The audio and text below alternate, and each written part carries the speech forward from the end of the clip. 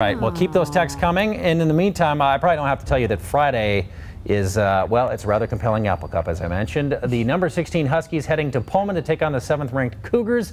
Jake Browning enters as the Huskies' all-time leading passer. And for Washington State, it's a fifth-year senior who so many people are still trying to figure out who's the guy with the mustache. Why is that a thing? Here's a look at college football's hottest quarterback and why you've barely heard of him. The Great Minshew Migration.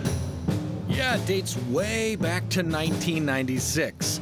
Gardner Minshew was born and raised in Brandon, Mississippi. That's where his lengthy road trip began, so let's follow the stash. He was a star QB at 6'8" Brandon High School, where he was also a 4-point student. Minshew was offered to play college ball at Northwest Mississippi Community College, but Gardner actually negotiated a deal to walk on and play for Troy. He only stuck around for a few months, and when it looked like he couldn't unseat the quarterback, he looked for another opportunity. Ended up being the one he passed on at Northwest Mississippi CC. Minshew beat out the starter, took over as QB, and won the Rangers a national title.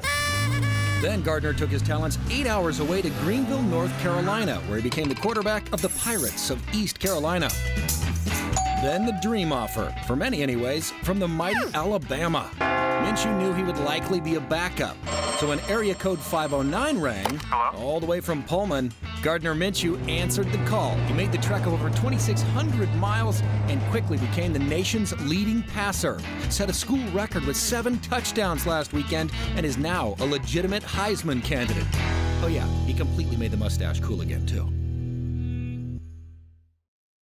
So, you know, I mean, we've got a Cougar here, we've got a Husky here. I just thought people might appreciate the story behind this Gardner Minshew guy because he's slowly but surely made headlines. People want to know, and certainly in a town like Seattle with Russell Wilson and company, people can appreciate that person who just needed that one shot. This was literally his last shot, and he's making the most of it. And a fun little story behind the story is there's a great article that talks about when the phone call came into his house from the 509 area code. He really did say, "Mom, this might be Mike Leach." He was already a fan of his air raid offense. So, "Mom, this might be Mike Leach." She said, "The Mike Leach?"